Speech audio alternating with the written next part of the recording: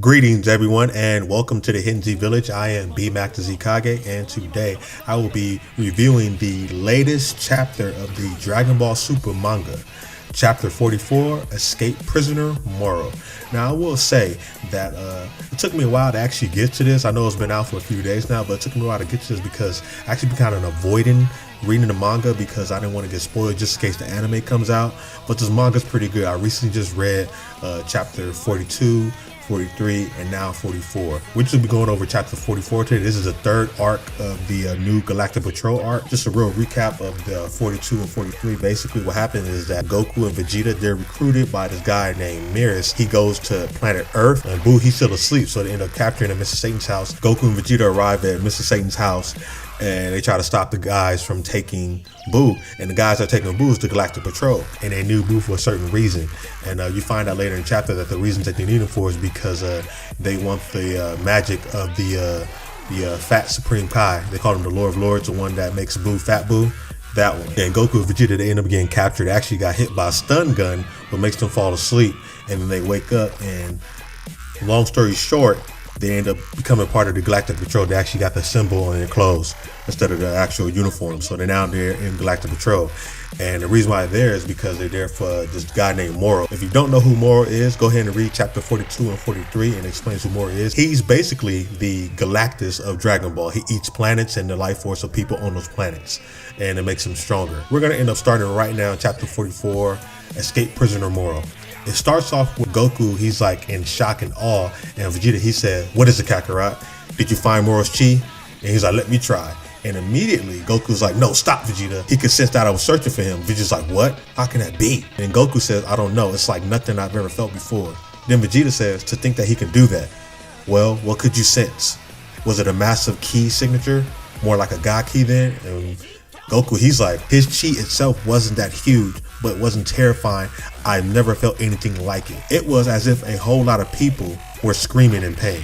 So this guy Moro, yeah, you can tell right there just from Goku and Vegeta's dialogue that he is a planet eater and that he eats a lot of souls. Kind of like what Cell did, but a little bit on a higher scale.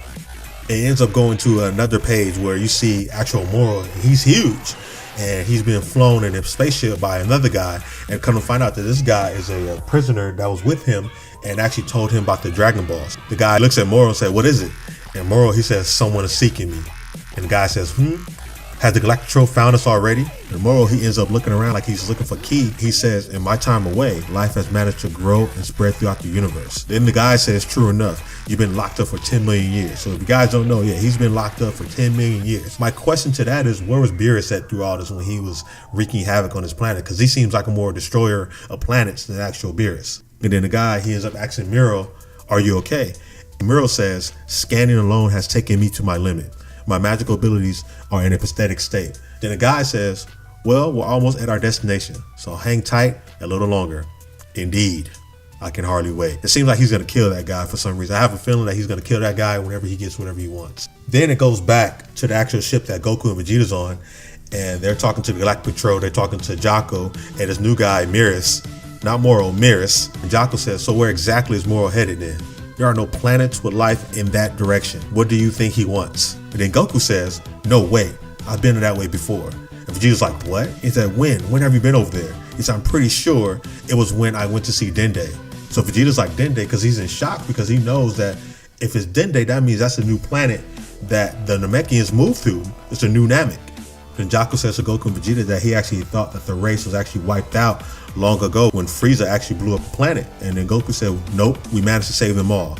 But for their own safety, nobody's supposed to know where they are living." Then Miris ends up telling him that Moro's magic is coming back slowly but surely, so he's capable of scanning for planets with life. So that's going to be a problem for Namek.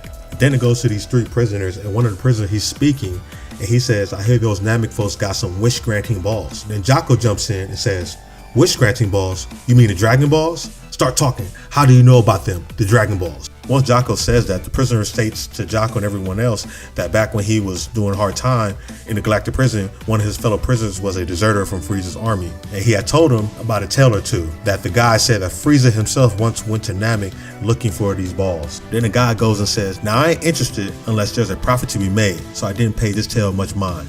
But your reaction just now, Cop, tells me that this is all true, ain't it? So he pretty much tricked Jocko into saying that these Dragon Balls are true. And he ends up saying that one of Frieza's former henchmen that was in prison was looking for someone strong to help him find these balls. So odds are, word got around to the strongest, baddest guy in prison, Moro.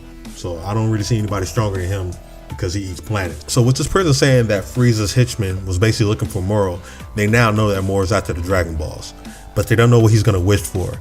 And they're kind of thinking maybe wishing his magic back. I'm even thinking wishing his magic back, but we're going to continue in this story. Then it goes back to the spaceship and you see Moro and Frieza's henchman inside, and Moro says, "It was my good fortune to have even an ounce of magic returned to me before my life expired." Then Frieza's henchman says, Frieza's former henchman says, "You got some of your magic back a few years ago, right?" And Moro says, "Indeed. It allowed me to break free of that wretched cage."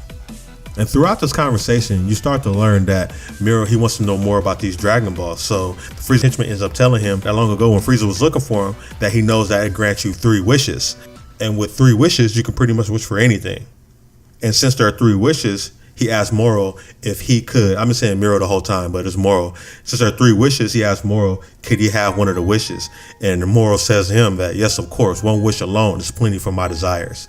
And once mine is fulfilled, I no longer require your services. And the guy says, sounds great, thanks.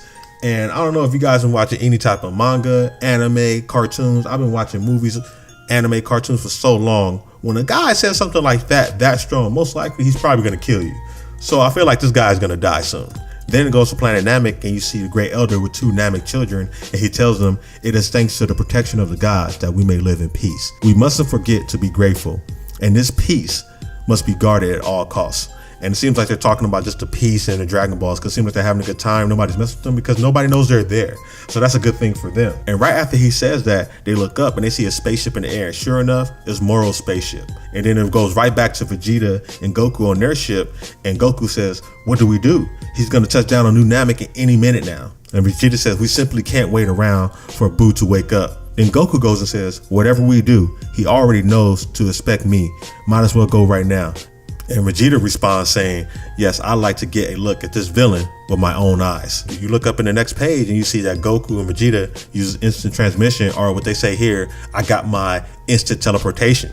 And then Mira says they mustn't. Confronting Moro now is far too dangerous. And then going on to the next page, you see Goku and Vegeta arrive on planet Namek in an instant because of instant transmission, and they basically get reacquainted with the Great Elder and the Namek. As soon as they arrive, the Great Elder says, who is this now?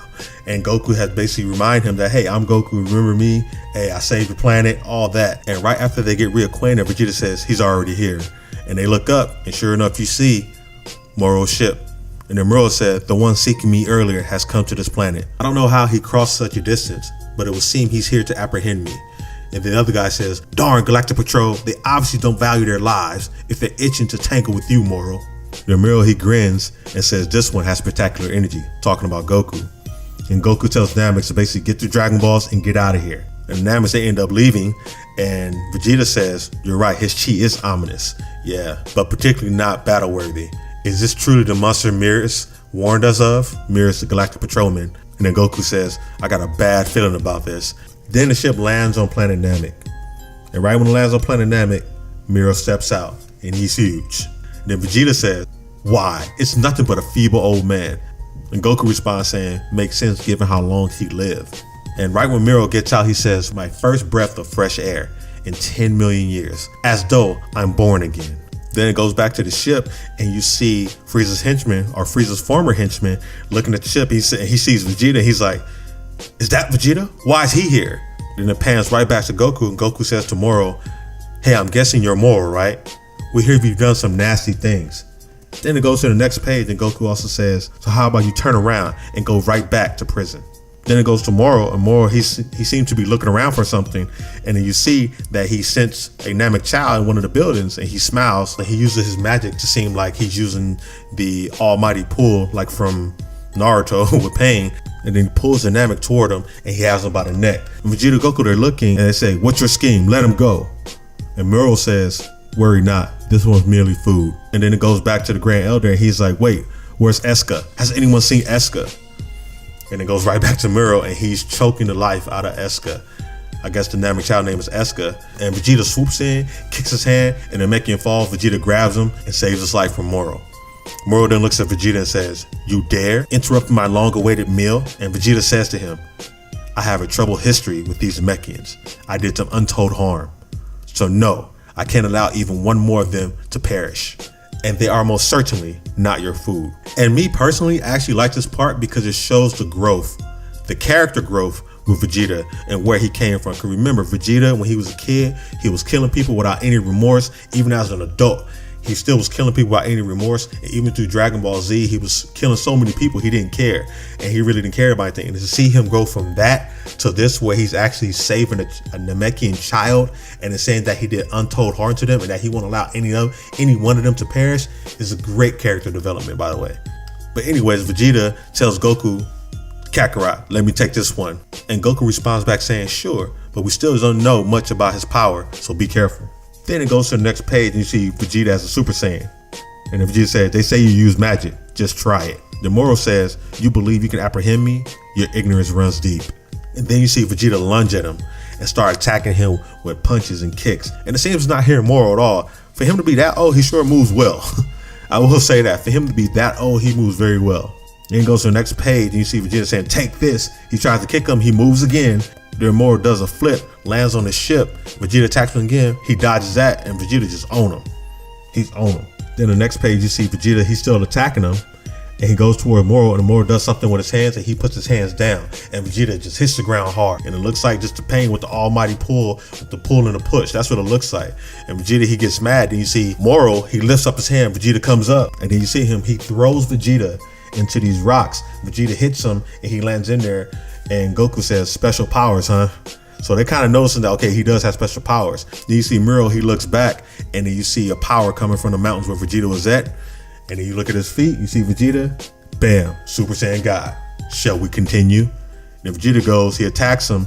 Moro puts out the Saiyan gun for that almighty push. Vegeta dodges it. And Moro, he seems to be in shock as Vegeta continues to outmaneuver his special powers. And you see Moro put his hands together to block himself from Vegeta's punches. And Vegeta, he's still all over him, kicking him, punching him. And Moro's he's just in shock right now because he can't believe that I guess a mortal this strong is beating the crap out of him right now. Even Goku looks like, oh, okay. And then it goes to the next page and you see Vegeta in his Super Saiyan God form, and he says, "I was curious to see for myself what sort of beast could terrify the Galactic Patrol. How disappointing." And you see Moro, he lifts up his hand again, gets a rock, throws it at Vegeta. Vegeta just uses one finger, blasts the rock. Then Moro gets both of his hands and he starts throwing rocks, shards of rocks at him, and Vegeta just used one hand, swipe it all away.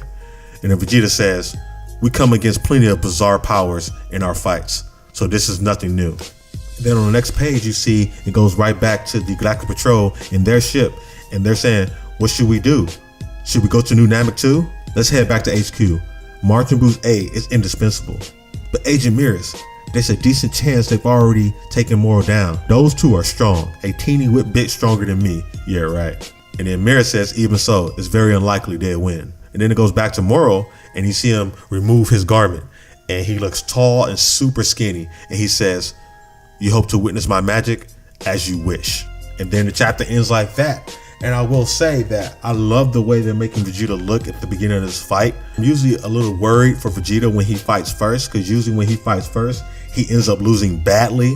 And Goku sees that, and he uses whatever he saw Vegeta do in that fight to his own advantage in his fight. I kind of don't like that at all, because Vegeta, he's pretty strong. He's pretty much on the same level as Goku at this point, because after a Tournament of Power and after Broly, they're both on the same level. Maybe I give Goku a little bit of a nod, but they shouldn't be that far apart.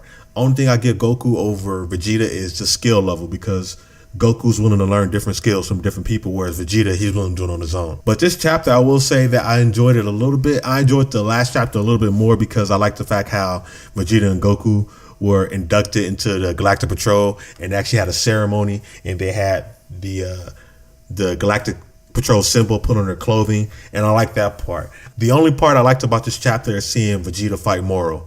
That was pretty cool, and I'm curious to see what can Moro do, because he is the Dragon Ball Galactus. So I wonder what else special powers he has, because right now it seems like he just has the power to push and pull things like pain.